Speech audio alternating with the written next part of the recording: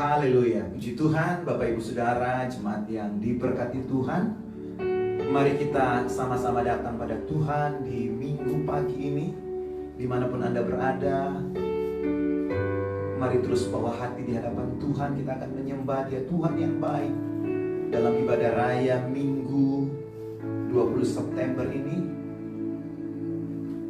Terima kasih Tuhan, kami mengucap syukur, kami berterima kasih untuk anugerah-Mu, kebaikan-Mu yang tak pernah lekang oleh panas, tak pernah lapuk oleh hujan dalam hidup kami. Dalam keadaan seperti yang adanya hari-hari ini, kami boleh merasakan penyertaan-Mu, kebaikan-Mu yang tak pernah berkesudahan dalam kami Tuhan. Kami boleh terus mendapati diri kami dalam keadaan yang baik-baik saja. Kesehatan daripada Tuhan jadi bagian setiap kami. Bahkan pemulihan daripada Tuhan bagi mereka yang mungkin sempat lemah tubuhnya, kami percaya juga menjadi bagian mereka. Pemulihan yang sempurna daripada Tuhan. Sehingga sungguh ada ucapan syukur dari kehidupan kami hanya kepada-Mu Tuhan. Kalau mungkin mereka yang masih dalam pergumulan, kami percaya Tuhan, mereka cakap menanggung segalanya, mereka kuat dan mampu di dalam anugerah-Mu. Terima kasih Tuhan, kuasa darah-Mu sudah menguduskan setiap kami. Kuasa darah-Mu sudah melayakkan kami untuk boleh masuk lebih lagi dalam kemuliaan hadirat-Mu, menyembah Engkau Tuhan, menikmati sabda firman-Mu, kebenaran yang memerdekakan setiap kami. Terima kasih Tuhan, terima kasih Yesus, terima kasih Roh Kudus. Syakata karalama ya, syakata karalama karalama. Engkau Tuhan yang awal dan yang akhir. You are Alpha and Omega.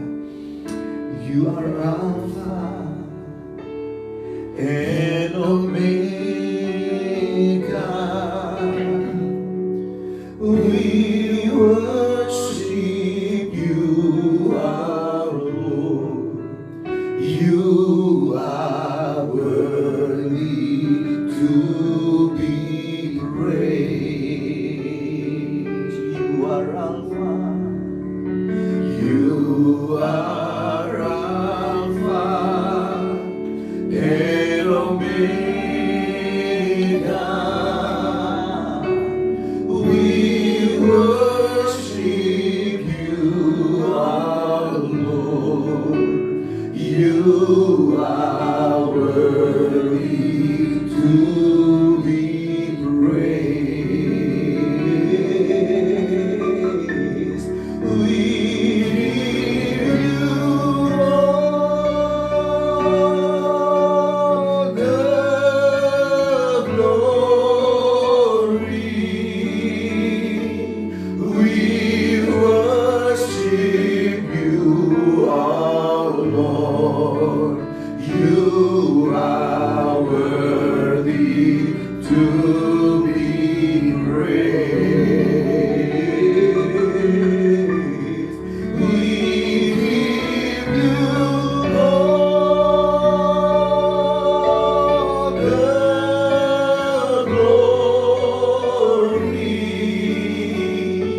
We worship you, our Lord.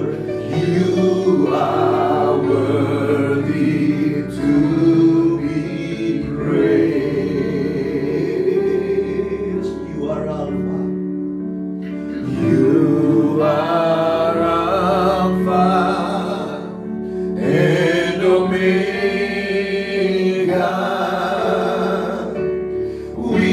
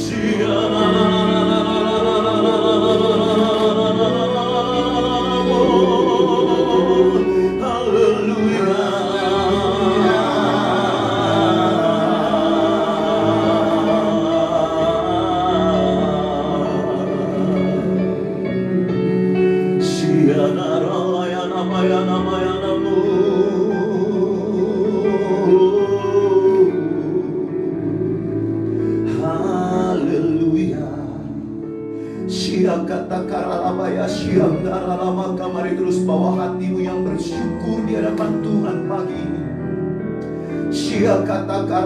Ambil beberapa waktu Anda naikkan doamu di hadapan Tuhan.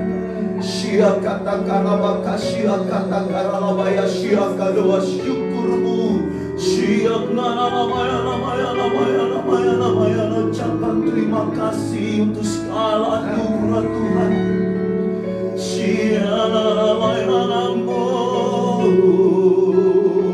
Haleluya.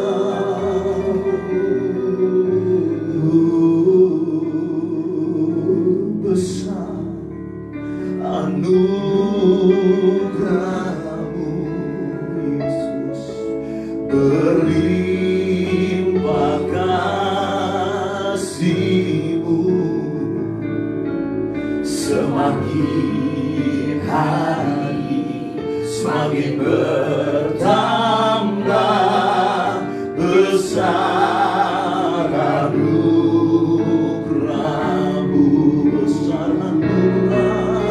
besar anugerah-Mu, haleluya, berlimpah kasih-Mu,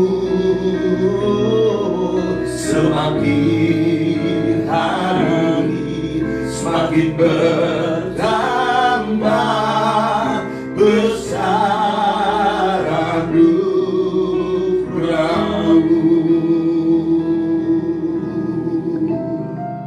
Ku ada sebagai mana ku ada, berdiri menghadap tahta-Mu Bapa. Semua karena anugerah-Mu yang telah selamatkanku. Ku hidup dalam segala kelimpahan, ku layak untuk melayani Tuhan. Semua karena anugerah-Mu tercurah bagiku. Oh, besar anugerah-Mu, berlimpah kasih-Mu, semakin hari semakin bertambah besar anugerah-Mu, besar anugerah-Mu, berlimpah kasih-Mu, semakin hari semakin bertambah besar anugerah-Mu, semakin nyata juga atas bangsa ini. Besar anugerah-Mu, haleluya, berlimpah kasih-Mu. Semua bersama orang yang mengalami anugerah-Mu Tuhan, boleh mengenal Sang Tuhan, Sang Juru Selamat Yesus Kristus namanya. Besar anugerah-Mu, sekali lagi, oh besar anugerah-Mu, haleluya, berlimpah kasih-Mu.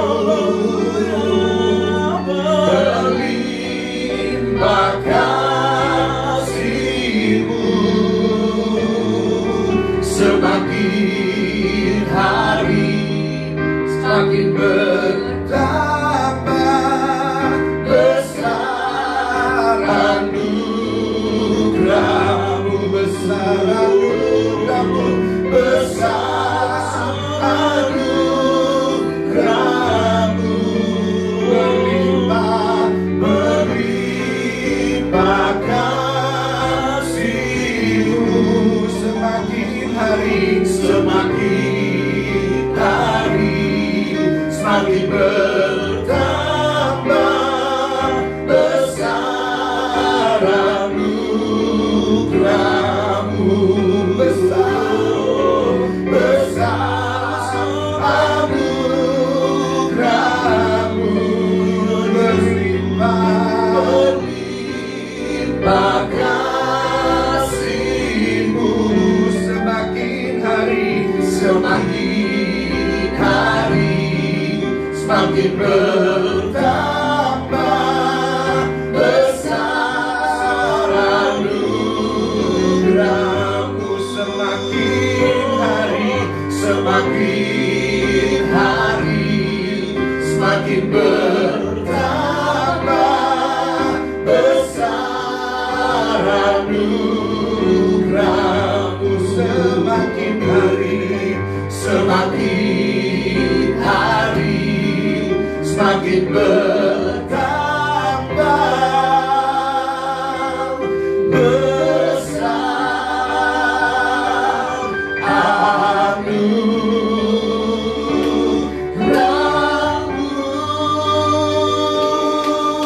Haleluya,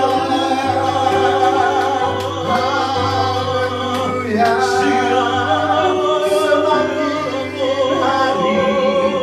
Semakin bertambah, semakin berlimpah. Haleluya. Terima kasih Yesus. Haleluya. Haleluya. Be magnified, oh Lord. You are highly exalted. You are highly exalted. And there is nothing you can do, oh Lord. Oh Lord, my eyes are on you. Be magnified, oh Lord, be magnified, be magnified, be magnified, oh Lord.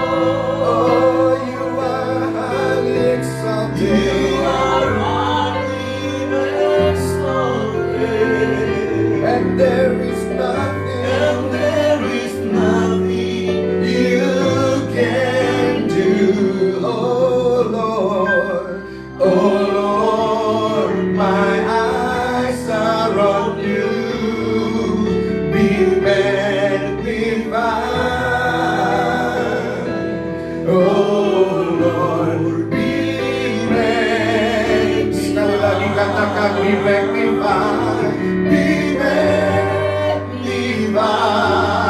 oh biar Engkau semakin besar dan kami semakin kecil Tuhan. Oh biar Engkau semakin ditinggikan. Haleluya. Dan Engkau semakin bertambah-tambah, kami semakin berkurang-kurang, Jesus. Oh Lord, my eyes are on you. Be magnified, oh Lord, be magnified, oh Lord, be magnified. Sekali lagi, oh Lord, be magnified.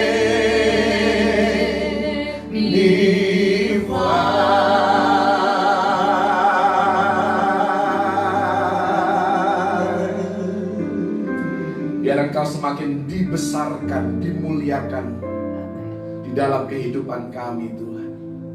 Engkau semakin bertambah-tambah. Engkau semakin Tuhan lebih dan lebih besar dari segala masalah, segala tantangan, ujian, cobaan yang kami hadapi di dunia ini. Biar Engkau semakin ditinggikan dan dimuliakan lewat seluruh keberadaan hidup kami. Dan hidup kami semakin memancarkan kemuliaan-Mu. Nama Tuhan ditinggikan dan diagungkan. Terima kasih Tuhan untuk waktu ini. Kami boleh ada di dalam hadirat-Mu. Kami mau memuji, kami mau bersorak-sorai bagi Engkau, karena Engkaulah yang telah memilih kami. Bahkan Engkau tidak lagi menyebut kami hamba, tetapi Engkau menyebut kami sahabat. Karena itu kami mau menyanyikan pujian Friend of God, karena kami adalah sahabat-sahabat Allah, di mana Engkau memberitahukan segala rencana-Mu. Terima kasih Tuhan, di dalam nama Tuhan Yesus Kristus. Haleluya. Haleluya. Amin. Saya mengajak kita semua menyanyikan satu lagu, Friend of God. I am a friend of God. Haleluya. Mari kita bertepuk tangan bersama-sama. Oh, who am I that you are mindful of me? Who am I that you are mindful of me? That you hear me, that you hear me when I call, when I call. Is it true? Is it true that you are thinking of me? How you love me, how you love me. It's amazing.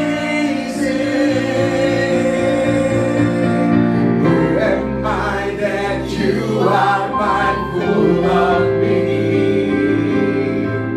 That you hear me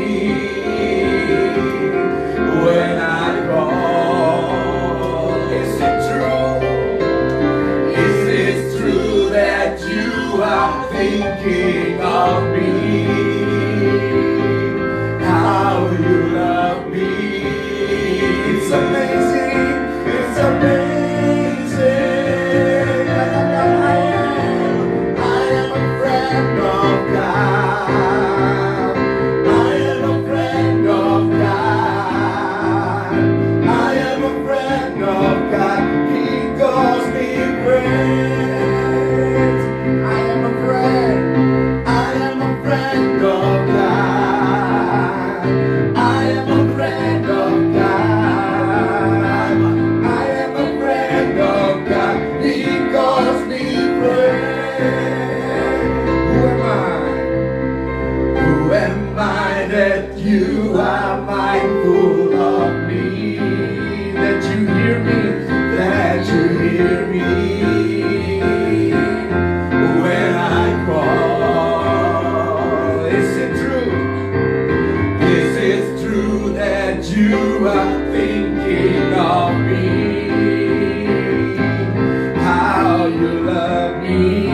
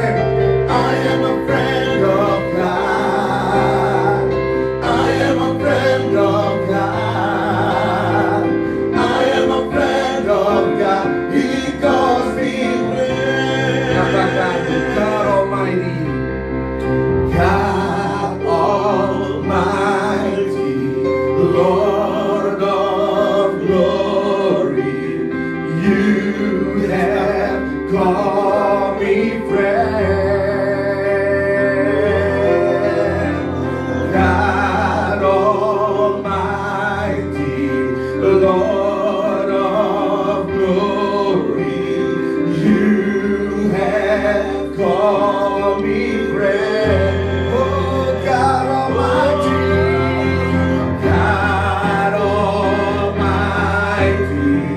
Lord of glory, you have called me friend. Sekali lagi, God Almighty, God Almighty, Lord of glory, you have called me friend. I am a friend of God. I am a friend of God. I am a friend of God. He calls me friend. Oh, I am a friend. I am a friend of God. I am a friend of God. I am a friend of God. He calls me. Oh, let me ask you. I am a friend of God. I am a friend of God. I am a friend of God. I am a friend of God. Sekali lagi, I am a friend of God. I am a friend of God. I am a friend of God. I am a friend of God. He calls me friend. He calls me friend. He calls me friend. He calls me friend. Sekali lagi, he calls me friend. He calls me friend. Hallelujah. Thank you, Jesus. Haleluya. And all my life you have been faithful. And all my life you have been so good. With every breath that I am able, oh, I will sing of the goodness of God. Katakan, and all my life, oh, and all my life you have been faithful. And all my life you have been so good. With every breath that I am able, oh, I will sing of the goodness of God. I love you, Lord, for your mercy never fails me. All my days I've been held in your hands. From the moment that I wake up until I lay my head, oh, I will sing of the goodness of God. And all my life you have been faithful. And all my life you have been so good.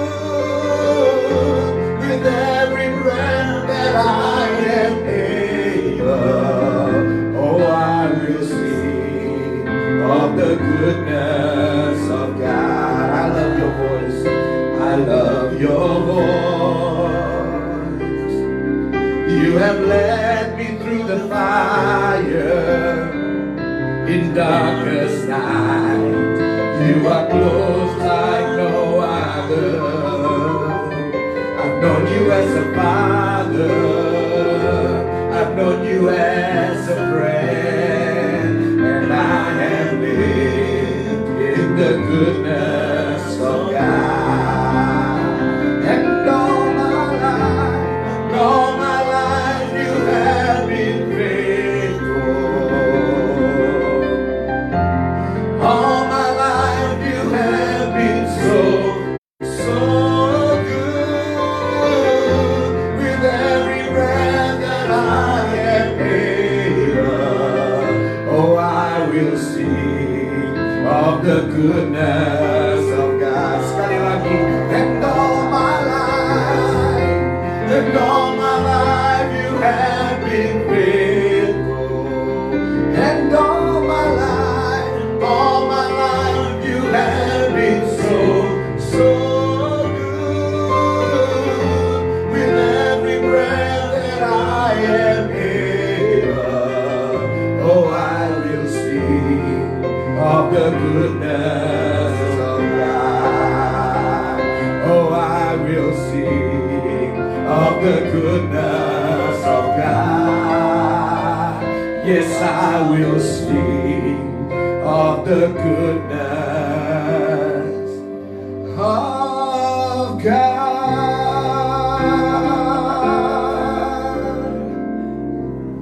Oh, Engkau begitu baik Tuhan dalam kehidupan kami. Engkau begitu setia, bahkan kasih setiamu tidak pernah berkesudahan. Belas kasihanmu selalu baru setiap pagi. Dan kami oleh kuasa darah anak domba Allah beroleh keberanian untuk masuk di dalam tahta kasih karunia, supaya kami beroleh rahmat, kasih karunia, serta pertolongan tepat pada waktunya. Disitulah kami berada pagi hari ini.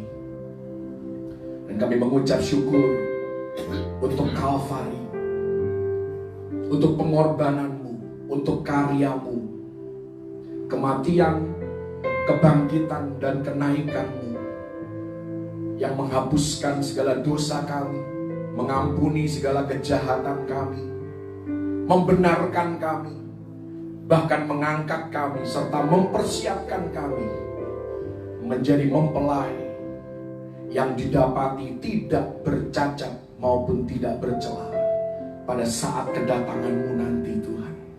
Kami mengucap syukur kalau kami boleh ada di dalam hadirat-Mu yang bertahta dan bersemayam di atas puji. Terus di dalam kehidupan kami, dimanapun anak-anak-Mu berada dan berkumpul saat ini. Engkau yang melawat setiap kami, pribadi lepas pribadi. Tidak ada yang terlewatkan, tidak ada yang terkecuali. Semuanya mengalami lawatan Tuhan, semuanya mengalami transformasi dari Tuhan, semuanya merasakan jamahan Tuhan yang begitu berarti, yang sanggup memulihkan keberadaan hidup kami. Kami mengucap syukur Tuhan, biar semua yang kami naikkan, baik pujian, penyembahan, menjadi satu persembahan yang berbau harum di hadapan-Mu, menyenangkan hati-Mu, menyukakan Engkau Tuhan. Karena itu teruslah bertahta di dalam ibadah kami, dan biar Engkau sendiri yang menjadi fokus perhatian di dalam keberadaan hidup kami dan juga ibadah kami pagi hari ini. Bahkan saat firman-Mu disampaikan, Roh-Mu bekerja, dan Engkau Tuhan yang berbicara melalui hamba-Mu. Apa yang keluar dari bibir mulut hamba-Mu hanyalah kebenaran firman Tuhan dan inspirasi daripada Roh Kudus. Nama Yesus Kristus saja yang ditinggikan dan dimuliakan, dan semua kami diberkati dan diurapi oleh Tuhan. Terima kasih Tuhan, di dalam nama Tuhan Yesus Kristus. Haleluya. Amin. Haleluya.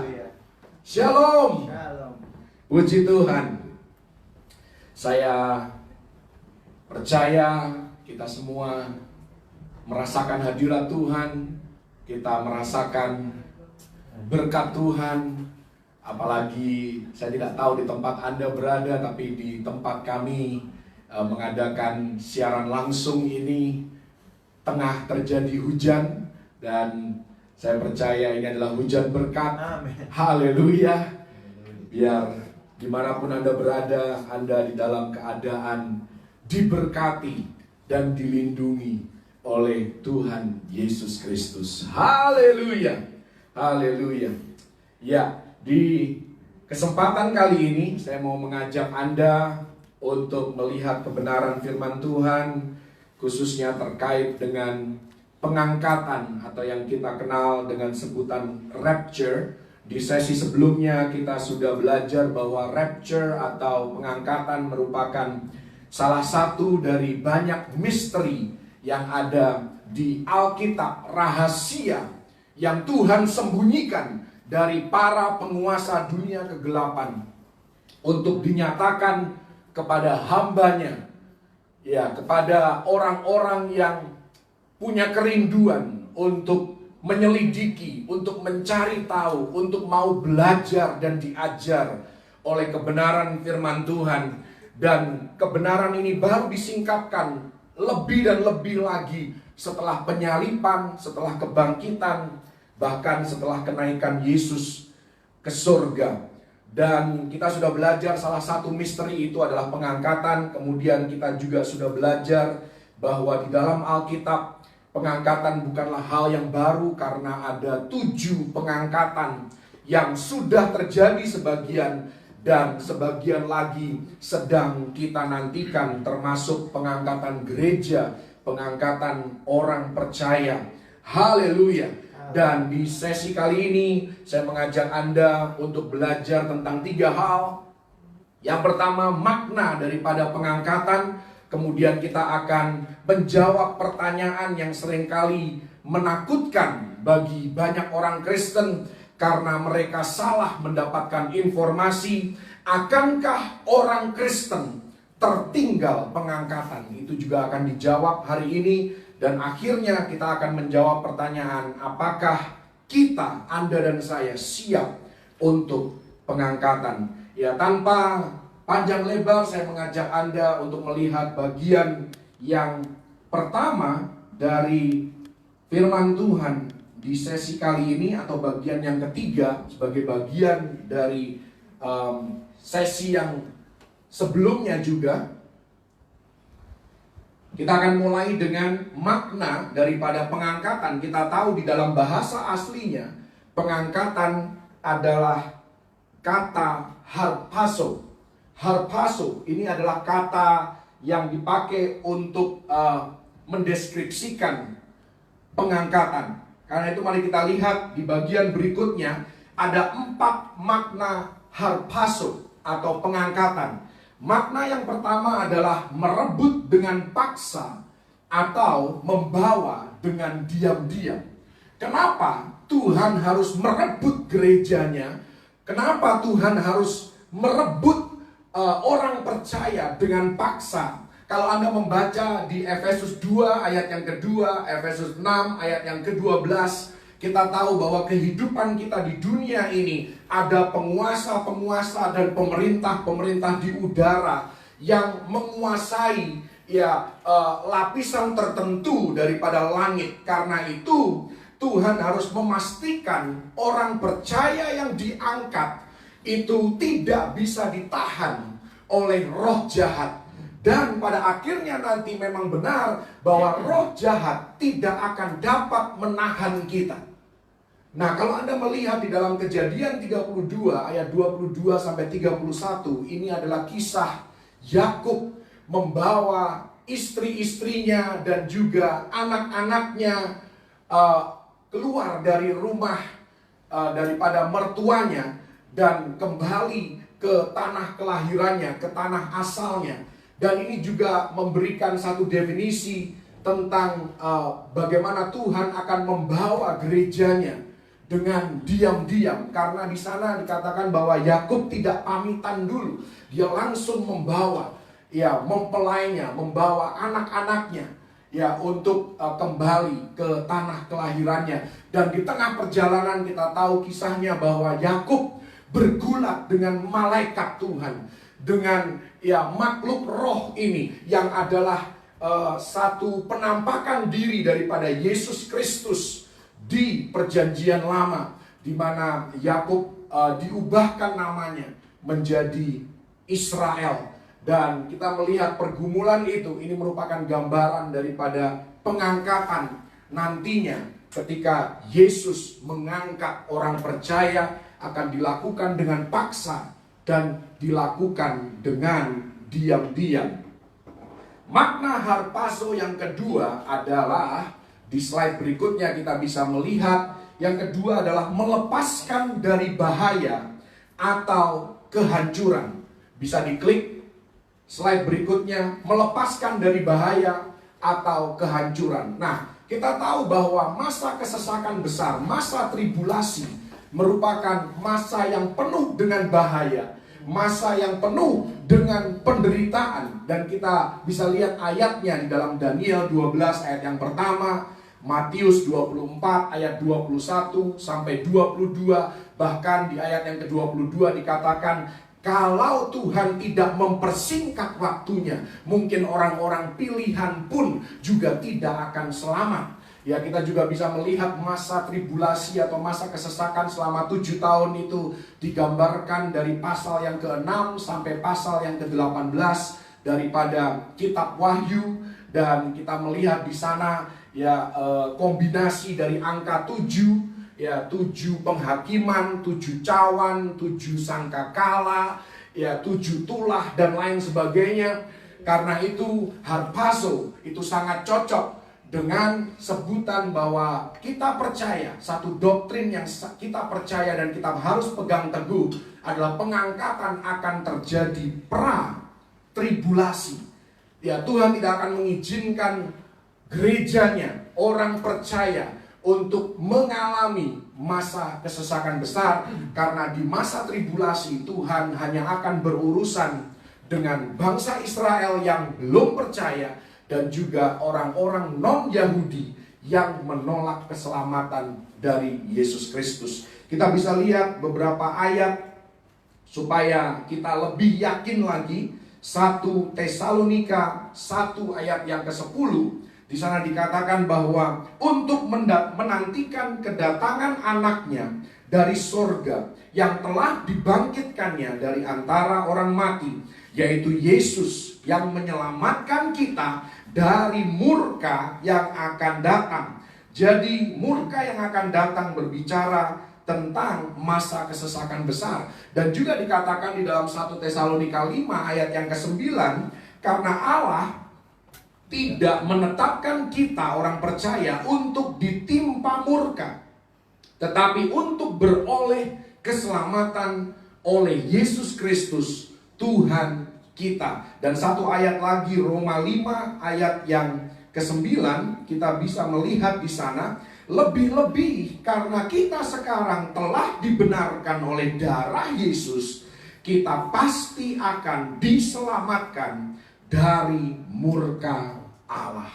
Jadi definisi yang kedua daripada pengangkatan atau harpazo itu menunjukkan atau menjustifikasi bahwa pengangkatan akan terjadi sebelum masa kesesakan besar. Makna yang ketiga dari harpazo adalah kuasa ilahi yang mentransfer atau memindahkan seseorang dari satu lokasi ke lokasi yang lain, atau dari satu dimensi ke dimensi yang lain. Di sesi sebelumnya kita sudah belajar ada 7 pengangkatan di Alkitab: Henokh, Elia, Yesus, Paulus, gereja Tuhan, 144.000 saksi Israel, dan 2 saksi Allah di akhir zaman nanti.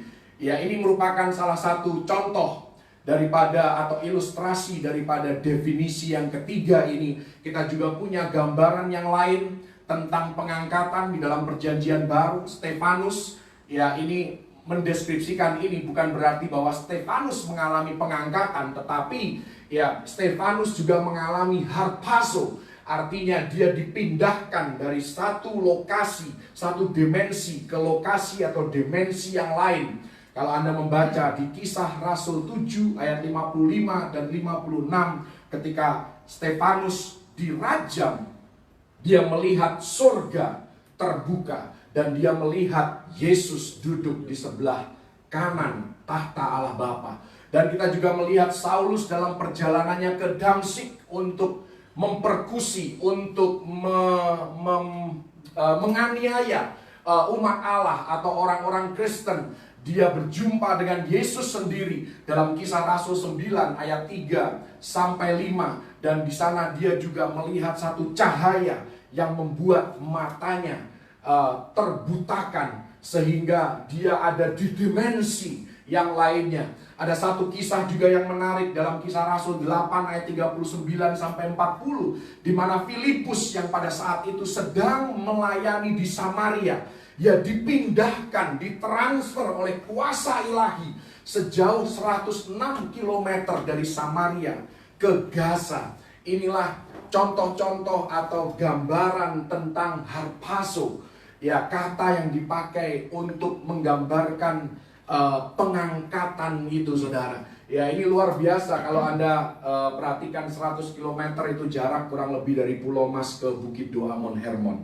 Ya, jadi kalau Anda mengalami kuasa ilahi, Tuhan sanggup untuk memindahkan Anda dari rumah Pulau Mas ke Bukit Doa di puncak 100 km dalam waktu sekejap mata. Haleluya.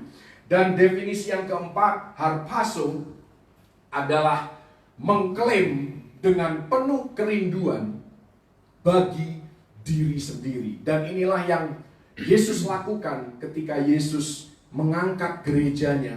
Dia begitu merindukan, ya, dia kepengen supaya orang-orang percaya, orang-orang Kristen yang sejati itu tinggal bersama-sama dengan dia di rumah Bapaknya. Itu diungkapkan dalam Yohanes 14 ayat yang pertama sampai ayat yang ketiga, Yohanes 6 ayat 44 dan 54, bahwa Yesus berjanji akan membangkitkan pada akhir zaman orang-orang percaya. 1 Tesalonika 4 ayat yang ke-17 bagian B, tujuan pengangkatan adalah supaya kita semua orang-orang percaya bisa tinggal bersama-sama dengan Yesus di sorga. Dan 2 Korintus 11 ayat yang kedua, mari kita lihat 2 Korintus 11 ayat yang kedua. Di sana dikatakan, sebab aku cemburu kepada kamu dengan cemburu ilahi, karena aku telah mempertunangkan kamu kepada satu laki-laki untuk membawa kamu sebagai perawan suci kepada Kristus. Jadi ya, ini satu pertemuan yang luar biasa, karena itu akan dirayakan di dalam perjamuan kawin anak domba Allah. Dan tentang pernikahan itu banyak dibicarakan. Ini merupakan salah satu misteri yang Tuhan singkapkan. Hubungan antara Kristus dengan gereja itu seringkali digambarkan seperti hubungan suami dan istri. Secara khusus dalam 1 Timotius 3 ayat 2 ini berbicara tentang bagaimana kita memilih, ya, penilik jemaat yang dikehendaki oleh Tuhan. Di sini dikatakan penilik jemaat haruslah seorang yang tak bercacat, suami dari satu istri, dapat menahan diri, bijaksana, sopan, suka memberi tumpangan, cakap mengajar orang. Jadi pernikahan yang ideal jelas di sini dikatakan satu suami dan satu istri. Nah, kita tidak perlu mempermasalahkan bagaimana kalau istrinya sudah meninggal, suaminya sudah meninggal. Bukan itu pokok pembahasan kita di sesi kali ini. Intinya adalah Tuhan mau kita setia hanya pada satu Allah saja, satu Tuhan saja. Dan sudah jelas siapa Allah yang sejati, siapa Tuhan yang sebenarnya. Namanya Yesus Kristus. Haleluya. Kenapa saya tulis di sini Bilangan 17 ayat yang ke-8? Kalau Anda masih ingat, bangsa Israel pernah berantem, pernah cekcok dan berselisih dengan Musa. Kenapa Harun yang dipilih sebagai imam? Nah, kemudian Tuhan bilang di dalam Bilangan 17, oke, semua suku Israel, masing-masing pemimpinnya, masing-masing tua-tuanya harus memberikan tongkatnya. Dan tongkatnya itu harus dibiarkan semalaman. Hari esoknya, tongkat yang muncul tunas, artinya itulah orang yang dipilih oleh Tuhan. Nah, kita tahu pada akhirnya tongkat Harunlah yang memunculkan tunas. Nah, ini juga merupakan satu bukti bahwa Yesus Kristus, ini gambaran, saudara. Karena perjanjian lama merupakan bayangan daripada perjanjian baru. Ini merupakan satu gambaran bagaimana Tuhan membuktikan bahwa Yesuslah Satu-satunya Tuhan yang benar, satu-satunya Allah yang layak untuk disembah, satu-satunya jalan keselamatan. Kalau Anda kepingin sampai di surga, satu-satunya jalan hanyalah melalui Yesus Kristus. Buktinya apa? Ini merupakan satu ilustrasi. Ya, semua agama mengklaim bahwa pemimpinnya adalah jalan kebenaran, adalah jalan keselamatan. Islam punya Muhammad, Buddha punya siapa? Gautama. Dan yang lain semua mengklaim bahwa pemimpinnya itu adalah jalan keselamatan. Nah, Tuhan putuskan bagaimana supaya dunia tahu siapa Allah yang sebenarnya. Tuhan bilang, bunuh semuanya, matikan semuanya. Siapa yang bangkit kembali, dialah Allah yang sebenarnya. Dan kita tahu dari semua pemimpin agama di dunia, siapa yang bangkit kembali. Namanya Yesus Kristus, dan dia cuma satu-satunya yang bangkit kembali. Haleluya. Jadi dialah Tuhan yang sejati, Raja di atas segala raja, Allah di atas segala ilah. Yang kita kenal juga dengan sebutan Isa Al-Masih. Ya, kalau Anda tidak percaya bahwa Yesus adalah Isa Al-Masih, itu terserah Anda. Ya, Anda punya pemikiran masing-masing. Saya percaya Anda pun punya dasar untuk membenarkan pernyataan Anda. Haleluya. Dan Tuhan bisa saja menyingkapkan sesuatu yang baru nantinya, karena pewahyuan dari Tuhan selalu bersifat progresif. Haleluya. Jadi inilah makna daripada pengangkatan. Ada 4, dan tidak mengherankan bahwa memang dari makna ini, dari definisi ini, bahwa kita akan mengalami pengangkatan sebelum dunia masuk di dalam masa kesesakan yang besar. Dan kita harus tentunya bersiap sedia. Kenapa? Karena di slide berikutnya kita akan melihat 1 Korintus 15 ayat yang ke-52, bahwa pengangkatan akan terjadi dalam sekejap mata. In the blink of an eye. Artinya apa? Ketika Anda berkedip, begitu Anda membuka mata lagi, itu hitungannya nggak sampai 1 detik, saudara. Anda sudah pindah dari satu dimensi ke dimensi yang lain, dari bumi ke surga. Jadi Anda tidak akan sempat untuk melakukan hal yang lain. Jadi kalau Anda berpikir, oh nanti kalau semua orang sudah mengalami pengangkatan, pada detik itu aku akan bertobat. Terlambat, saudara. Terlambat. Apakah sempat bertobat? Kita lihat satu contoh, saudara. Yohanes 12, saya sudah pernah singgung ini di sesi sebelumnya. Yohanes 12 ayat 27. Di sini Yesus memberitakan kematiannya, dan dia mendengar suara dari sorga. Ada suara Bapaknya merespon. Di sini dikatakan, sekarang jiwaku terharu, dan apakah yang akan kukatakan? Bapa, selamatkanlah aku dari saat ini. Tidak, sebab untuk itulah aku datang ke dalam saat ini. Bapa, muliakanlah namamu. Maka terdengarlah suara dari sorga, aku telah memuliakannya, dan aku akan memuliakannya lagi. Orang banyak yang berdiri di situ dan mendengarkannya berkata bahwa itu bunyi guntur. Bagi orang yang tidak percaya, bagi orang yang menolak Kristus, suara dari sorga terdengar seperti guntur. Dan saat ini mungkin ada suara guntur-guntur kecil di luar karena sedang terjadi hujan. Bagi orang percaya, ya, suara guntur itu dikatakan di sini ada pula yang berkata, seorang malaikat telah berbicara dengan dia. Hanya orang yang dekat dengan Tuhan, hanya orang yang hidup menyembah kepada Tuhan yang akan mendengar bunyi nafiri terakhir yang merupakan tanda bahwa ini saatnya gereja dipersatukan dan dipertemukan dengan mempelai laki-laki Yesus Kristus. Haleluya. Dan bagi Anda, bukan Anda maksudnya, tetapi bagi orang yang tertinggal pengangkatan, pilihannya cuma 3, saudara. Anda tinggal pilih.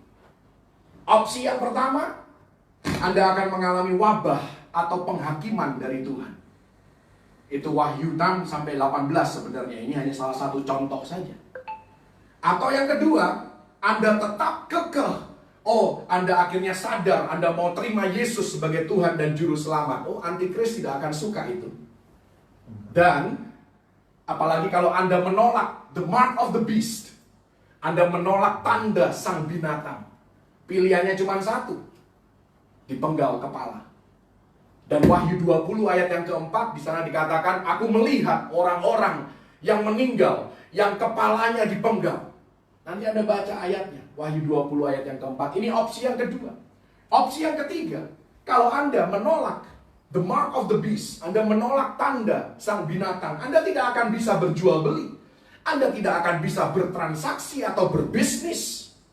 Maka yang terjadi, Anda akan miskin atau kelaparan. Pilihannya cuma itu, saudara. Karena itu saya nasihatkan kepada kita semua, pendengar-pendengar firman Tuhan ini, mari persiapkan dirimu, lebih baik ikut dalam pengangkatan daripada harus melewati masa kesesakan. Haleluya. Jadi siap sedia senantiasa, saudara. Dan waktunya sudah semakin dekat. Mari kita masuk ke bagian yang selanjutnya. Dan ini pertanyaan yang sangat-sangat menarik dan seringkali ditakuti oleh banyak orang Kristen. Karena banyak orang Kristen yang suka sekali ditakut-takuti. Akankah kita, orang Kristen, tertinggal pengangkatan? Ya, tergantung firman apa yang selama ini Anda dengar, tergantung Alkitab mana yang selama ini Anda baca, dan tergantung sejauh mana pemahaman Anda tentang Alkitab yang Anda baca. Mari kita lihat pembahasan berikut ini. Anda boleh tidak setuju dengan saya, Anda boleh memberikan argumentasi Anda, tetapi ini adalah hasil pembelajaran saya dan bukan hanya dari satu orang saja, tetapi dari berbagai sumber. Saya sudah coba untuk riset, saya coba untuk belajar, saya coba untuk merenungkan dalam kehidupan saya sendiri. Kita lihat di slide berikutnya. Kalau Anda melihat tentang hal tertinggal pengangkatan, tentang dosa yang tidak bisa diampuni oleh Tuhan, itu ayat-ayatnya ada di kitab-kitab ini, saudara. Kalau Anda membaca Matius sampai Yohanes, Ibrani sampai Wahyu, di sanalah banyak terdapat ayat-ayat yang menyeramkan dan mengerikan.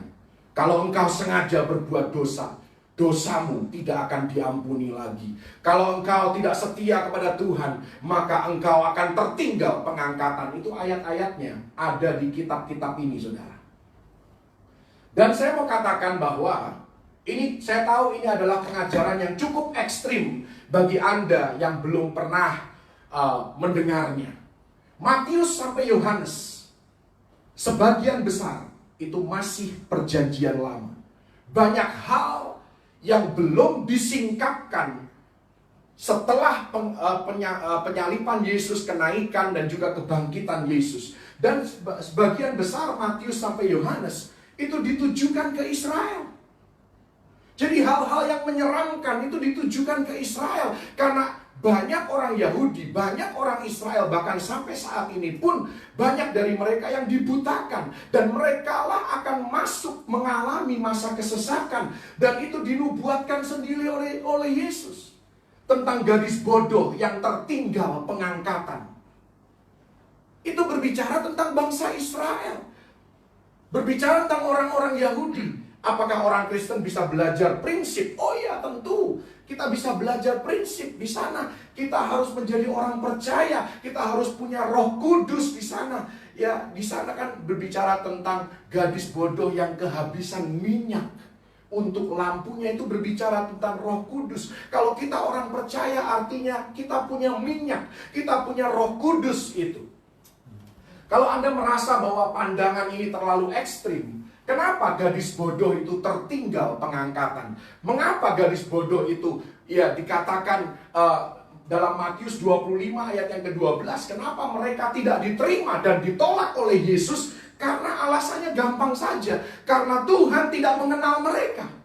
Dan kalau Tuhan tidak mengenal mereka, artinya mereka bukan umatnya Yesus. Mereka bukan orang Kristen, mereka bukan pengikut Kristus. Itu saja, sesederhana itu, saudara. Jadi kalau Anda orang Kristen, yang benar-benar Kristen, maka Tuhan mengenal Anda. Haleluya. Yang ditolak oleh Yesus adalah orang-orang yang tidak dikenal oleh Yesus. Dan orang yang tidak dikenal oleh Yesus bukanlah orang Kristen. Anda bisa bilang, oh aku Kristen. Ya, itu kan pengakuan mulut Anda. Tapi apakah Tuhan mengenal Anda? Apakah Roh Kudus hidup di hati Anda dan memberikan kesaksian bahwa Anda orang yang diselamatkan? Anda lihat Matius 7 ayat 21 sampai 23. Orang yang memanggil dia Tuhan, Tuhan ya. Orang Buddha juga manggil Tuhan, Tuhan. Ya, Islam juga memanggil itu Tuhan. Ya kan? Tetapi Tuhan bilang, aku tidak mengenal engkau. Jadi yang dikenal oleh Tuhan hanyalah mereka yang hidup di dalam keselamatan oleh Yesus.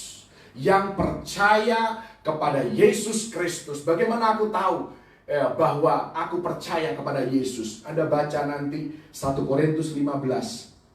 Ayat yang pertama sampai ayat yang keempat. Itulah inti daripada pesan Injil. Itulah the gospel. Kalau Anda percaya bahwa Yesus mati, Yesus dibangkitkan, Yesus naik ke surga, ya, kemudian kita percaya dengan mulut, mengucapkan dengan mulut, kita percaya di dalam hati kita, dan ada kesaksian Roh Kudus di dalam kehidupan kita, maka kita tahu bahwa kita orang percaya, dan orang percaya menunjukkan buah-buahnya. Kita bertumbuh di dalam pengetahuan dan pengenalan akan Tuhan. Kita bertumbuh di dalam kerinduan akan hal-hal dan perkara-perkara rohani, perkara-perkara surgawi. Kita semakin dijauhkan dari keinginan-keinginan dunia dan semakin mendekat, semakin lekat dengan Tuhan, dan kita semakin merindukan hal-hal yang bersifat kekal. Demikian juga dari Ibrani sampai Wahyu. Fokusnya adalah bangsa Yahudi. Karena Galatia 2 dikatakan di sana ada dua kelompok pemberita Injil. Kelompok yang pertama dikirim kepada orang-orang yang tidak bersunat. Itulah Paulus dan kawan-kawan. Tetapi Petrus dan kawan-kawan masuk kelompok yang kedua. Mereka diutus kepada orang-orang yang bersunat, orang-orang Israel, orang-orang Yahudi. Dan Ibrani Wahyu banyak berbicara dan mengacu kepada orang percaya yang akan mengalami masa tribulasi.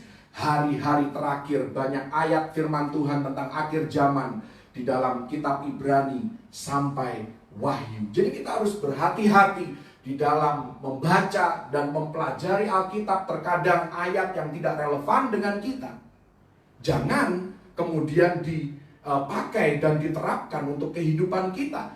Dan akhirnya kita menjadi takut, kita menjadi salah kaprah, kita tidak mengerti. Yang kita harus tahu bahwa, kita lihat di slide yang berikutnya, gereja, yang namanya gereja, orang Kristen tidak akan, sekali lagi saya mau katakan, tidak akan terlewat pengangkatan. Tidak ada yang namanya pengangkatan parsial. Oh, orang Kristen ini akan mengalami pengangkatan. Orang Kristen itu tidak akan mengalami pengangkatan. Tidak ada seperti itu, saudara. Yang namanya gereja adalah tubuh Kristus. Tidak mungkin Tuhan cuma mengangkat tangannya doang, kakinya nggak diangkat. Ya, ini pengangkatan tubuh Kristus. Dan ini akan menjadi kali pertama di dalam sejarah dunia. Seluruh gereja akan bertemu dan dikepalai langsung oleh Yesus Kristus, yang adalah kepala gereja, kepala daripada tubuh itu, saudara.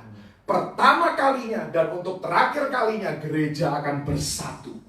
Haleluya. Saat ini sangat sulit untuk mengharapkan gereja-gereja bersatu, apalagi dengan berbagai doktrin dan lain sebagainya. Sulit sekali. Mau mempertemukan para pemimpin gereja, nggak usah bicara internasional. Ketemu Indonesia saja sangat sulit. Mempersatukan Indonesia saja sangat sulit. Hanya Yesus yang sanggup melakukannya. Haleluya. Karena itu kalau bicara pengangkatan, saudara, bicara tentang gereja, nasihat bagaimana hidup untuk Tuhan, Itu kita harus mengacu kepada surat-surat Paulus. Sekali lagi, bukan berarti terus kemudian Anda membuang Matius sampai Yohanes, Ibrani sampai Wahyu Anda buang begitu saja. Bukan, ada prinsip-prinsip tertentu yang kita bisa belajar dari kitab-kitab itu. Tetapi kalau bicara tentang kehidupan bergereja, ya secara spesifik, kitab Roma sampai Filemon.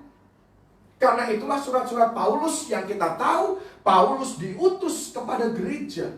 Di pendahuluannya saja kita sudah tahu bahwa Paulus selalu berkata salam kasih karunia bagi jemaat di Efesus, jemaat di Filipi, jemaat di mana, jemaat di mana. Itu jelas berbicara bahwa surat-surat Paulus ditujukan kepada gereja, kepada jemaat.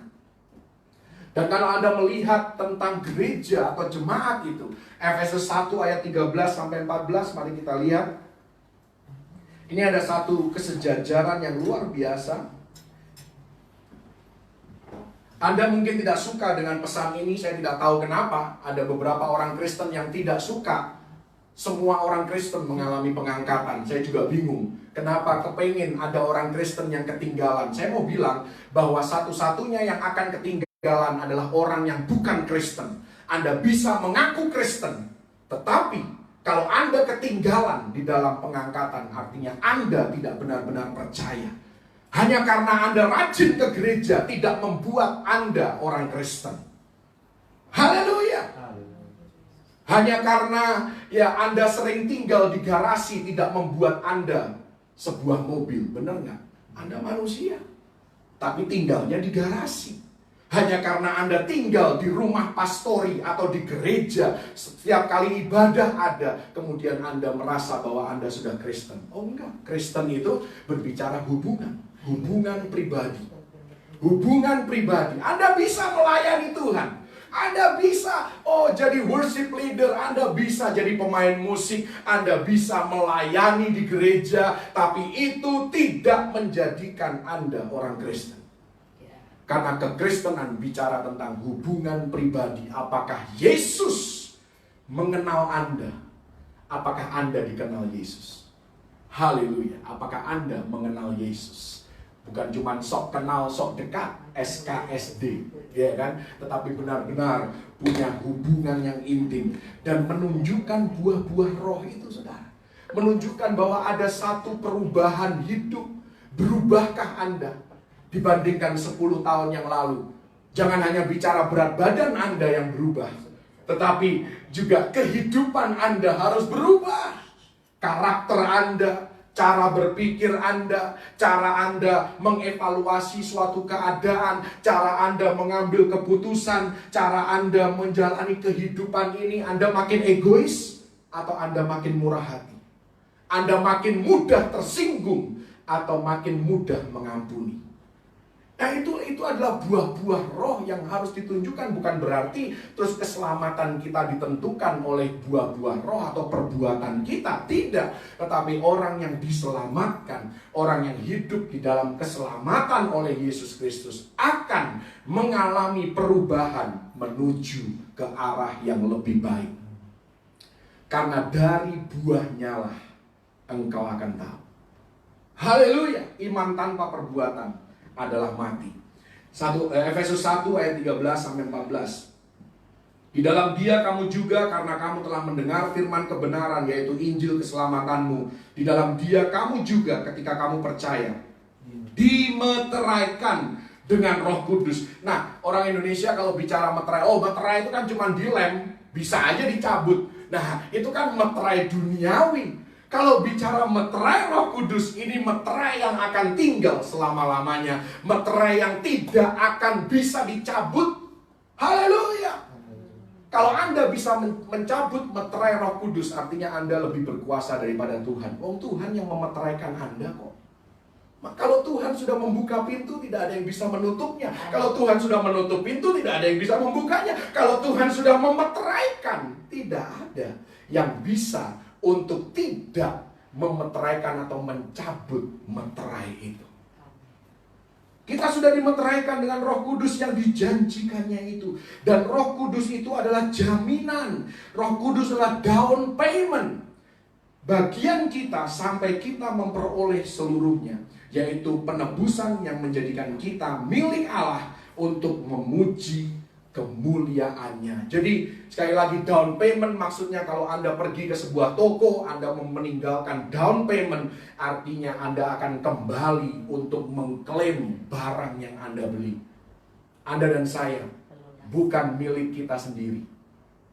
Kita adalah milik Yesus.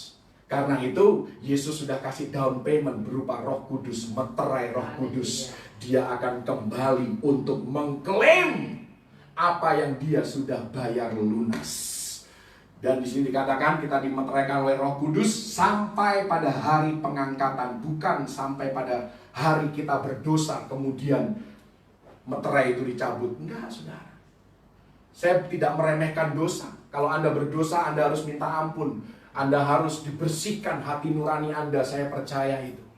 Tetapi ya, saya percaya orang namanya manusia, kita tidak akan pernah sempurna. Kita terkadang jatuh di dalam dosa, jatuh dan membuat kesalahan. Bukan berarti ketika kita membuat kesalahan itu kemudian meterai Roh Kudus dicabut oleh Tuhan. Betapa capeknya Tuhan harus mencabut dan menempelkan kembali meterai Roh Kudus itu, saudara.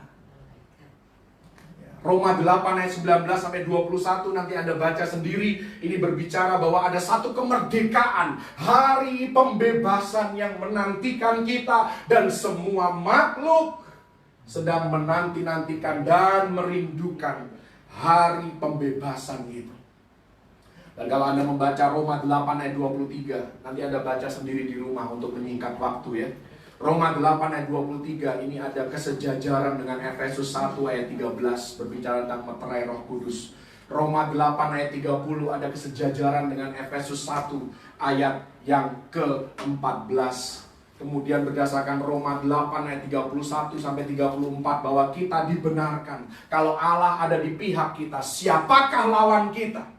Manusia bisa melawan Anda. Manusia bisa bilang, oh ini orang nggak diselamatkan ini orang pasti ke neraka. Siapakah manusia? Anda lebih percaya manusia atau lebih percaya firman Tuhan? Di dalam kemurkaannya manusia bisa mengirim Anda ke neraka. Tapi itu kan cuma perkataan manusia. Anda harus lebih takut kepada perkataan Tuhan. Haleluya, yang bukan saja bisa mematikan tubuh, tetapi juga bisa mematikan jiwa. Karena itu kita harus lebih percaya kepada firman Tuhan. Orang mau ngomong apa, ya seringkali orang sudah ketakutan ketika dibilang go to hell, katanya. Itu kan cuma manusia yang ngomong.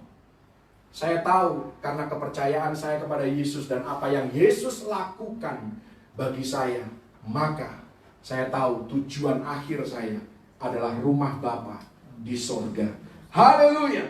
Jadi ini yang harus Anda pegang teguh. Jangan diombang-ambingkan dengan hal-hal yang tidak jelas. Kalau Anda mau belajar lebih lagi, silahkan belajar. Silahkan dalami firman Tuhan. Silahkan, karena namanya pewahyuan. Ya, Anda jangan cuma dengar saya. Karena Kisah Rasul 17 ayat yang ke-11, jadilah seperti jemaat di Berea, yang sekalipun Paulus yang berkhotbah, sekalipun mungkin mereka mendengar khotbahnya Petrus, tetapi mereka tetap mau menyelidiki, tetap mau belajar sendiri, mau menggali sendiri. Jadilah jemaat seperti jemaat di Berea, yang tidak hanya percaya kepada manusia, tapi benar-benar mau belajar. Kalau Anda tidak percaya, kemudian Anda tidak punya dasar hanya karena Anda subjektif, karena Anda tidak suka sama orangnya, kemudian Anda tidak percaya, ya nggak seperti itu juga lah. Yesus sendiri berkata, orang Farisi, ya Yesus tidak suka sama orang Farisi. Ya karena sifatnya, karena roh agamawinya, tetapi Yesus tetap katakan, ya apa yang diajarkan mereka engkau tetap harus dengarkan. Tetap harus didengarkan karena berbicara pengajaran, berbicara kebenaran. Ya, Anda bisa tidak suka dengan pembawa pesan itu, tapi perhatikan pesan yang disampaikan. Mari kita lihat slide yang berikutnya. It's all about Jesus. Jadi semuanya kembali kepada karya Yesus di Kalvari. Efesus 4 ayat yang ke-30 jelas lagi di sana memperjelas Efesus 1 tadi bahwa meterai Roh Kudus itu sampai pada hari penebusan, yaitu sampai pada hari pengangkatan. Dan di sini yang tadi yang saya sebutkan 1 Korintus 15 ayat pertama sampai yang keempat, 1 Korintus 15 ayat 50 sampai 57, semua ini berbicara dan memastikan bahwa kita hidup di dalam keselamatan oleh Yesus Kristus, dan di sana tidak disebutkan sama sekali tentang usaha kita mempengaruhi keselamatan kita. Keselamatan kita benar-benar bisa didasari oleh kepercayaan kita, iman kita kepada Yesus Kristus dan apa yang Dia lakukan bagi Anda dan saya. Sekali lagi, kalau Anda ingin mengalami pengangkatan dan kebangkitan yang pertama, 1 Tesalonika 4 ayat 14 sampai 17, kuncinya cuma satu, percaya pada Yesus Kristus. Roma 10 ayat yang ke-9. Ya kan? Dikatakan di sana, mengaku dengan mulut, percaya di dalam hati. Kisah Rasul 20 ayat yang ke-28, mari kita baca. Kisah Rasul 20 ayat yang ke-28. Karena itu jagalah dirimu dan jagalah seluruh kawanan, karena kamulah yang ditetapkan Roh Kudus menjadi penilik untuk menggembalakan jemaat Allah yang diperolehnya dengan darah anaknya sendiri. Jadi Anda dan saya orang percaya diperoleh dengan darah Yesus Kristus. Ya, 1 Yohanes 3 ayat yang kedua. Mari kita lihat. Saudara-saudaraku yang terkasih, sekarang kita adalah anak-anak Allah. Jadi di sini dikatakan Anda dan saya diberikan kuasa untuk disebut anak-anak Allah. Memang belum nyata apa keadaan kita kelak, akan tetapi kita tahu bahwa apabila Kristus menyatakan dirinya, kita akan menjadi sama seperti Dia, sebab kita akan melihat Dia dalam keadaannya yang sebenarnya. Kalau Anda punya anak, senakal-nakalnya anak Anda, sebobrok-bobroknya moral anak Anda, dia tetap anak. Ada DNA Anda di dalam darah, di dalam tubuh anak itu. Demikian juga ketika kita diadopsi, diangkat sebagai anak, diberikan kuasa sebagai anak-anak Allah. Senakal apapun kita, bukan berarti terus kita hidup suka-suka hati karena dosa punya konsekuensi. Ya, apa yang kita tabur kita akan tuai. Ya, tapi namanya status anak tetap anak. Amin. Haleluya. Ini harus membuat kita bersuka cita dan semakin mengasihi Tuhan. Dan kalau Anda membaca ayat-ayat ini, 2 Tesalonika 2 ayat 4 sampai 12, ini berbicara tentang mereka yang akan mengalami tipu daya daripada iblis, mereka yang akan mengalami siksaan daripada antikris. Kata yang dipakai di sana adalah mereka. Lalu ketika Rasul Paulus mau memberikan nasihat kepada orang-orang percaya, kepada jemaat di Tesalonika, dia katakan, saudara-saudara. Jadi Anda membaca Alkitab itu harus kritis. Mereka itu siapa? Yang pasti saya bukan mereka, kita bukan mereka. Tetapi kalau bicara kepada orang percaya, Rasul Paulus jelas dia katakan, mereka adalah saudara, kita adalah saudara. Ya. Kami, seringkali kata itu juga dipakai oleh Rasul Paulus. Kami artinya dia memasukkan dirinya sendiri, kami. Ya. Tapi kalau bicara mereka itu sudah jelas kelompok yang di luar orang percaya, itu mereka. Merekalah yang akan mengalami apa yang ditulis di dalam 2 Tesalonika 2, 4 sampai 12. Kolose 3 ayat yang keempat. Apabila Kristus yang adalah hidup kita menyatakan diri kelak, kamu pun akan menyatakan diri bersama dengan Dia dalam kemuliaan. Haleluya. Inilah janji Tuhan. Jadi sekali lagi, yang namanya gereja, kalau Anda benar-benar orang Kristen, kalau Yesus mengenal Anda, maka Anda tidak akan ketinggalan di dalam pengangkatan. Dan sekali lagi saya mau tekankan, tidak ada yang namanya pengangkatan parsial bagi orang Kristen. Tidak ada. Semua orang Kristen akan diangkat pada saat yang bersamaan. Haleluya. Ini yang harus kita percayai, yang harus kita pegang. Dan bagian terakhir,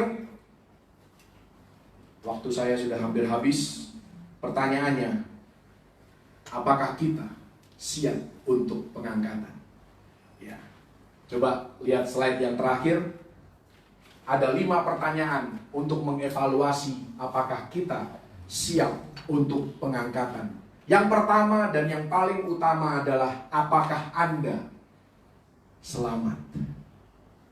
Kalau Anda ketinggalan, Anda mau ngomong apapun, ya, tidak ada waktu untuk berargumen lagi. Anda bisa tawar-menawar ketika Anda masuk ke sebuah kantor, ya, untuk mengklaim sebuah dokumen, atau Anda pergi ke toko mau membeli barang, Anda bisa tawar-menawar. Tapi kalau mau masuk surga, tidak ada tawar-menawar. Nama Anda ada nggak di kitab kehidupan? Itu saja. Apakah Anda selamat? Kalau Anda tertinggal, artinya Anda tidak percaya. Coba, ya, artinya tidak percaya, itu saja.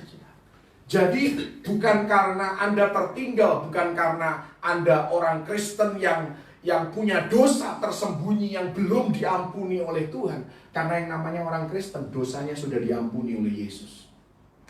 Jadi intinya paling gampang, kalau Anda ketinggalan, artinya Anda tidak percaya. Itu saja. Yang kedua, apakah Anda senantiasa menantikan? Dan ada mahkota yang Tuhan berikan untuk orang yang merindukan dan menanti-nantikan kedatangannya. 1 Tesalonika 5 ayat 4-6, nanti Anda baca sendiri. Yang ketiga, apakah Anda selalu melayani dan melayani dengan motivasi yang benar? Ini ayatnya Anda bisa baca nanti. Semua ayat ini Anda sudah tahu. Ya, Roma 12, jangan biarkan kerajinanmu kendor, tapi layanilah Tuhan dengan berapi-api dan lain sebagainya. Kolose 3 ayat 22-24, lakukan segala sesuatu untuk kemuliaan nama Tuhan. 1 Tesalonika 1 ayat 9 dan 10 tadi sudah dibacakan, bahwa kita, ya, diperlengkapi oleh Tuhan untuk menjadi berkat bagi banyak orang. 1 Korintus 15 ayat 58, berdirilah teguh, jangan goyah, dan ketahuilah bahwa semua yang kita lakukan bagi Tuhan tidak akan sia-sia.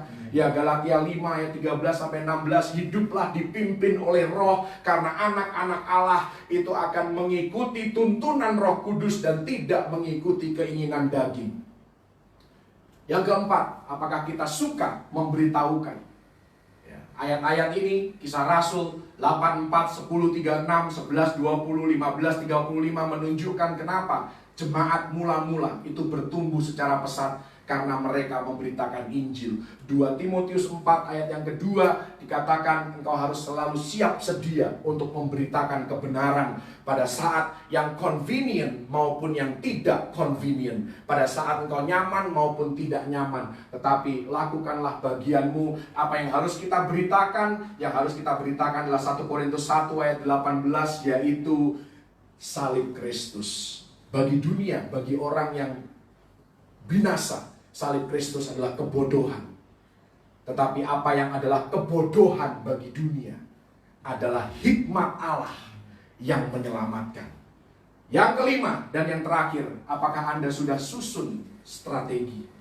Maksudnya apa? Nanti Anda baca ayat-ayat ini, Lukas 12 ayat 18-21. Ini berbicara tentang keuangan, tentang resources dan sumber daya yang Tuhan percayakan dalam hidup Anda. Apa yang Anda gunakan? Untuk apa semua yang Tuhan berikan dalam kehidupan Anda? Apakah untuk kepentingan Anda sendiri? Anda hanya menghimpun dana, menghimpun keuangan hanya untuk memperkaya diri sendiri, dan ketika diminta untuk membantu orang lain, menjadi berkat bagi orang lain, pura-pura miskin, ya, tidak punya uang, ya, tetapi ketika untuk memenuhi kebutuhan diri sendiri, untuk memenuhi kepentingan diri sendiri, wah, royalnya bukan main. Itu namanya orang pelit, saudara.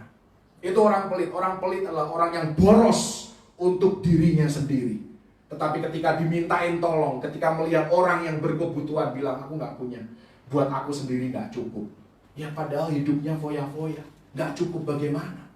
2 Timotius 1 ayat 7-13, engkau tidak diberikan roh ketakutan, tetapi engkau diberikan sound mind.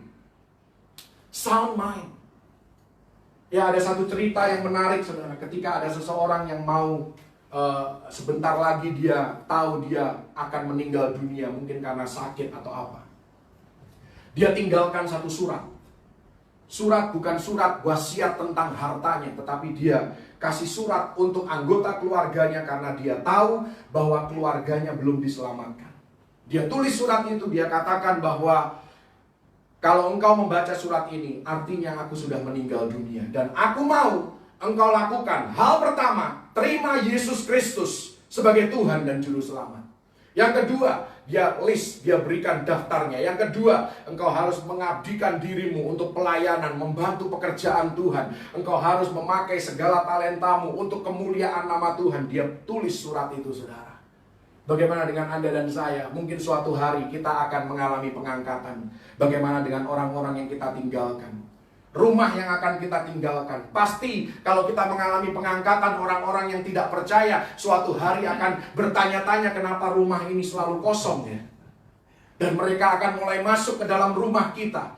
Dan apa yang mereka akan temukan di dalam rumah kita? Apakah hal-hal yang memuliakan nama Tuhan? Atau hal-hal yang justru menjadi batu sandungan bagi mereka yang tidak percaya? Ada orang yang saking ekstrimnya, dia mempersiapkan diri untuk pengangkatan. Dia tahu dia akan diangkat, tapi dia tahu ada tetangga-tetangganya yang belum percaya kepada Yesus. Maka dia stop makanan, karena dia tahu di masa kesesakan besar akan terjadi kelaparan. Dia sudah berpikir panjang, saudara. Nanti orang-orang yang tidak percaya ini yang ketinggalan pengangkatan, ketika masuk ke rumahnya, dia akan mendapatkan minimal makanan supaya bisa bertahan hidup. Sudahkah kita mempersiapkan diri sedemikian rupa, berpikir panjang? Kalau aku hari ini diangkat, apa yang orang-orang di sekitar kehidupanku temui tentang hidupku? Jangan sampai mereka berpikir bahwa, oh aku nggak tahu ternyata dia itu Kristen. Oh ternyata dia itu pengikut Yesus. Kok aku nggak pernah dengar tentang Yesus? Kok aku nggak pernah lihat cara hidupnya seperti cara hidup orang-orang Kristen yang seharusnya? Jangan sampai orang kaget dan terkejut ketika Anda mengalami pengangkatan, karena selama hidup Anda tidak menjadi kesaksian yang baik. Itu bagian dari menyusun strategi. Hiduplah dengan perspektif kekekalan. Persiapkan dirimu, bukan hanya dirimu sendiri, keluargamu, orang-orang yang ada di sekitar kehidupanmu. Persiapkan hal-hal yang dapat menjadi berkat sekalipun Anda sudah tidak ada di dalam dunia ini. Dan orang-orang yang mengamati hidup kita, orang-orang yang akan menemukan sesuatu dari kehidupan kita, di rumah kita, itu semua yang kita tinggalkan bisa menjadi berkat bagi mereka yang akan mengalami masa kesesakan. Haleluya. Kiranya pengajaran ini boleh menguatkan kita dan meneguhkan iman percaya kita kepada Yesus. Dan semakin kita mengasihi Yesus, semakin kita mau hidup untuk kemuliaan nama Tuhan, hidup bagi Yesus, dan bukan hanya memikirkan keegoisan dan hawa nafsu kedagingan kita. Haleluya. Terima kasih Tuhan. Kita nyanyikan satu pujian, tetap setia. Selidiki aku, lihat hatiku. Haleluya. Selidiki aku, lihat hatiku. Apakah ku sungguh mengasihimu, Yesus? Kau yang Maha tahu dan menilai hidupku. Tak ada yang tersembunyi bagimu. Selidiki aku, selidiki aku, lihat hatiku. Apakah ku sungguh mengasihimu, Yesus? Kau yang Maha tahu dan menilai hidupku. Tak ada yang tersembunyi bagimu. Telah kulihat kebaikanmu,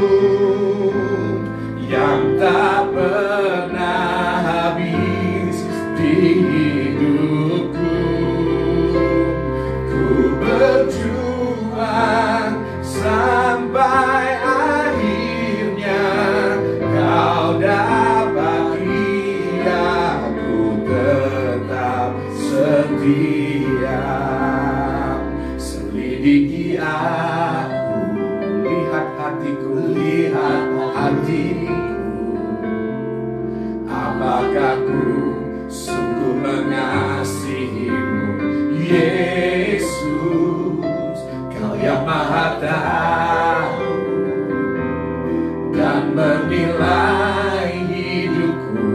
Tak ada yang tersembunyi bagiku. Telah kulihat kebaikan-Mu yang tak pernah habis di hidupku. Ku berjuang sampai akhirnya Kau dapati aku tetap setia. Telah kulihat kebaikan-Mu yang tak pernah habis di hidupku. Ku berjuang sampai akhirnya Kau dapati aku tetap setia. Telah kulihat kebaikan-Mu yang tak pernah habis di hidupku. Ku berjuang sampai akhirnya Kau dapati aku tetap. Sekali lagi katakan, telah kulihat kebaikan-Mu yang tak pernah habis di hidupku. Ku berjuang sampai akhirnya Kau dapati aku tetap setia. Kau dapati aku tetap setia. Kau dapati aku tetap setia.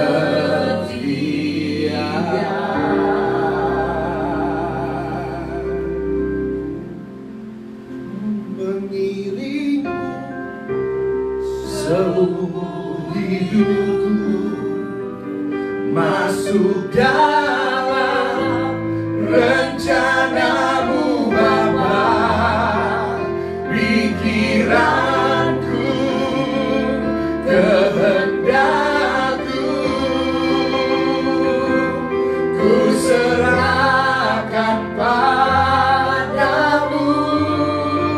Harapanku hanya di dalam-Mu.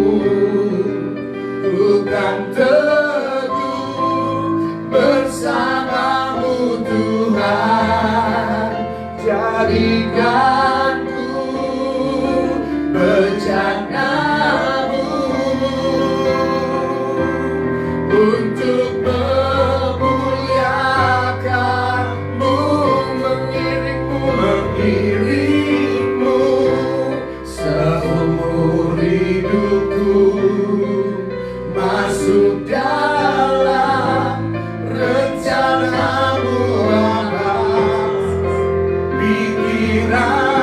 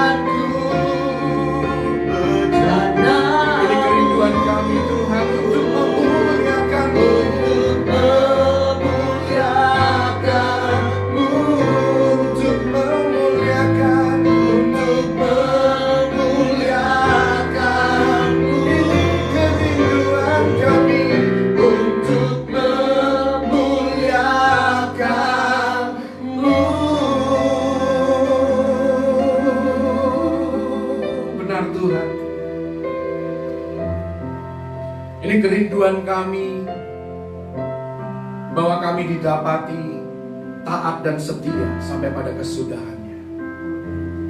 Kami bersyukur bahwa keselamatan kami bukan berdasarkan perbuatan kami, tetapi keselamatan kami karena apa yang Yesus lakukan.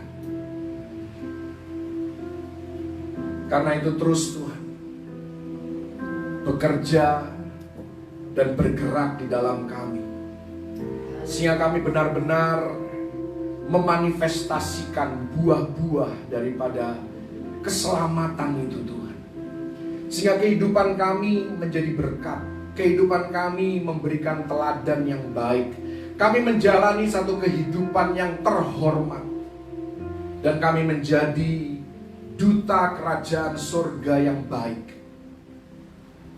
Tidak menjadi batu sandungan, tidak hidup sama seperti dunia, tidak hidup terkontaminasi dengan hal-hal yang bukan berasal dari Engkau, tetapi hidup berdasarkan kebenaran-Mu saja. Semakin mengenal Engkau, semakin dekat dengan Engkau, semakin merindukan perkara-perkara rohani, hal-hal kekekalan lebih daripada perkara-perkara duniawi yang sementara. Kami tidak hidup dikuasai oleh keinginan mata, keinginan daging maupun keangkuhan hidup, tetapi kami boleh hidup memuliakan Engkau, di mana Yesus semakin nyata, Yesus semakin besar, Yesus semakin bertambah-tambah, dan kami, kedagingan kami semakin berkurang-kurang. Nama Tuhan dipermuliakan. Kami tahu banyak dari kehidupan kami yang tidak sempurna. Kami bersyukur bahwa Engkau yang akan menyempurnakan segala sesuatu. Biar kami hidup tidak fokus kepada kelemahan dan kekurangan orang lain, selalu membanding-bandingkan diri dengan orang lain, tetapi kami boleh fokus hanya kepadamu saja Tuhan, dan fokus kepada apa yang menjadi kehendak-Mu, apa yang menjadi panggilan-Mu di dalam kehidupan kami, dan kami boleh setia melakukannya, kami setia di dalam menghidupinya, karena kami tahu Engkau menyediakan upah, Engkau menyediakan mahkota, dan Engkau mau kami memegang mahkota itu dan tidak membiarkan orang lain untuk mengambilnya daripada kami. Mahkota ini suatu hari nanti akan kami persembahkan kembali kepadamu untuk apa yang sudah Engkau perbuat dan lakukan serta sediakan di dalam kehidupan kami.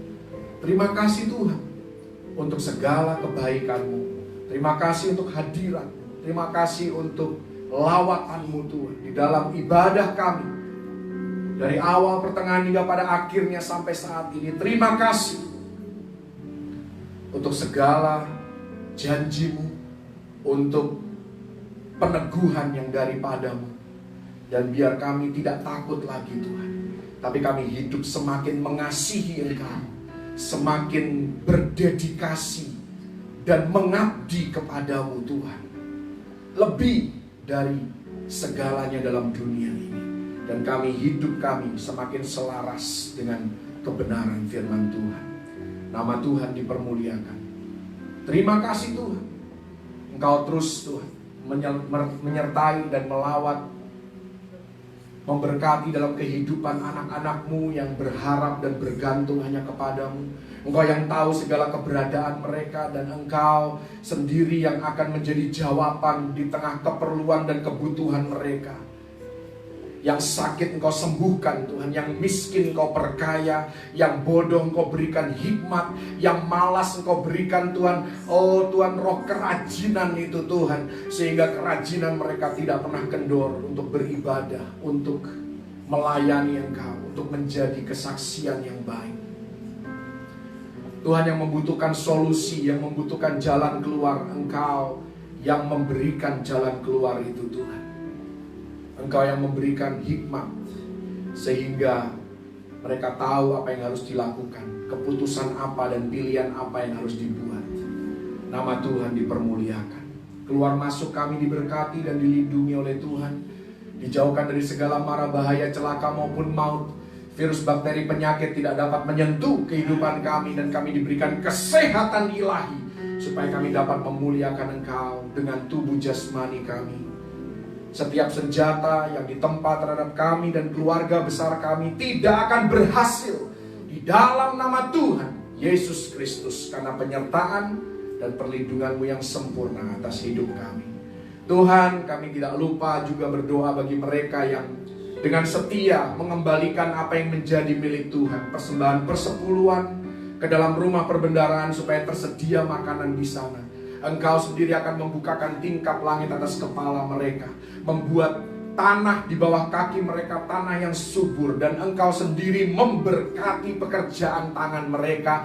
Engkau yang menambah-nambahkan Tuhan kekuatan dan kuasa bagi mereka untuk menghasilkan kekayaan Tuhan, sehingga mereka dapat menafkahi keluarga mereka, dan mereka bisa menjadi berkat bagi orang-orang komunitas di sekitar kehidupan mereka untuk kemuliaan nama Tuhan. Engkau sendiri akan menghardik dan menghalau belalang pelahap, belalang pengerit, belalang lompatan, dan belalang pindahan di dalam nama Tuhan Yesus Kristus. Tidak dapat mengganggu taburan mereka di tanah yang baik, akan menghasilkan tuaian yang berlipat kali ganda. Nama Tuhan diagungkan dan ditinggikan. Juga mereka Tuhan yang memberi, baik itu kolekte maupun diakonia atau persembahan yang lain, Tuhan, Engkau mengasihi orang-orang yang memberi dengan sukacita dan rela hati, dan Engkau akan memberkati mereka. Apa yang mereka tabur, mereka juga akan menuai kebaikan dan berbagai hal yang baik dan yang sempurna daripada Engkau di dalam kehidupan mereka. Terlebih penyertaan-Mu, perlindungan-Mu, kuasa-Mu Tuhan, manifestasi kasih-Mu di dalam kehidupan anak-anak-Mu semakin nyata, dan semakin kami boleh mengasihi Engkau, semakin kami rindu untuk melekat dengan Engkau, sampai kami mengalami the blessed hope, pengangkatan yang penuh dengan bahagia itu Tuhan, di mana kami dipersatukan dengan orang-orang yang kami kasihi. Bahkan seluruh tubuh Kristus akan bersatu bersama-sama dengan Engkau sebagai kepala gereja, kepala daripada tubuh Kristus itu sendiri. Dan Engkau akan mempersatukan kami untuk kami boleh hidup dan tinggal bersama-sama dengan Engkau di rumah Bapa di surga. Kuatkan kami sampai pada hari itu Tuhan, kami didapati tidak bercacat dan tidak bercela sebagai mempelai Kristus yang layak untuk masuk di dalam perjamuan kawin anak domba Allah. Nama Tuhan dipermuliakan lewat seluruh keberadaan hidup kami. Dan saat kami mengangkat tangan di hadapan-Mu, sempurnakan berkat-Mu atas umat-Mu Tuhan. Engkau memberkati dan melindungi umat-Mu. Engkau menyinari umat-Mu dengan wajah-Mu dan memberikan kasih karunia-Mu. Engkau menghadapkan wajah-Mu kepada umat-Mu dan memberikan kepada mereka damai sejahtera yang berlimpah-limpah di dalam segala keadaan. Mulai hari ini sampai Maranatha, Yesus datang kali yang kedua, bahkan sampai selama-lamanya. Di dalam nama Tuhan Yesus Kristus, terima berkat yang terbaik dari Bapa Surgawi, dan umat yang terus berpengharapan hanya kepada Tuhan Yesus Kristus. Mari sama-sama katakan amin. Ku yakin,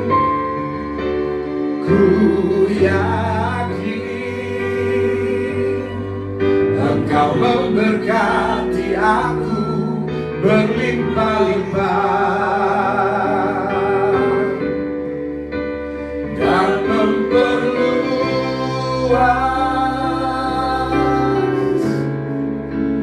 daerahku, dan ku yakin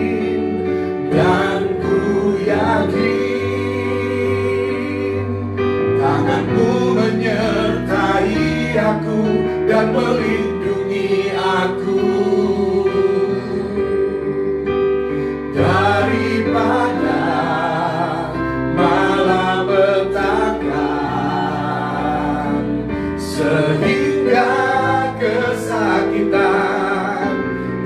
menimpa aku. Tuhan mendengarkan dan menjawab doaku. Yang percaya katakan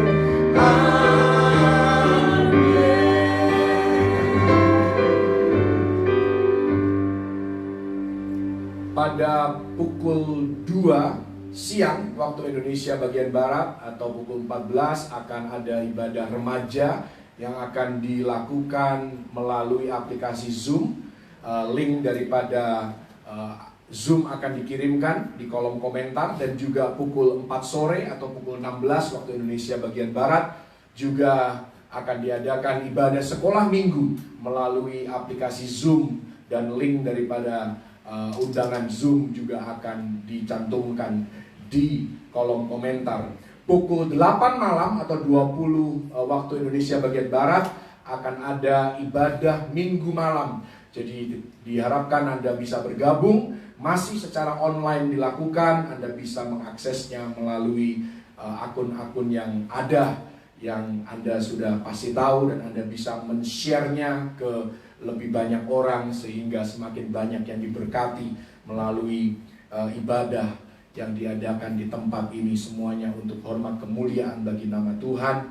Dan juga bagi Anda yang mau memberikan persembahan maupun perpuluhan, Anda bisa mentransfernya ke nomor rekening BCA 523 014 5247. Sekali lagi nomor rekening BCA 523 014 5247 atas nama GBI Graha Bethel Mount Hermon. Tuhan Yesus memberkati persembahan Bapak Ibu, saudara-saudari yang dikasihi oleh Tuhan Yesus Kristus. Dengan demikian, selesailah ibadah kami.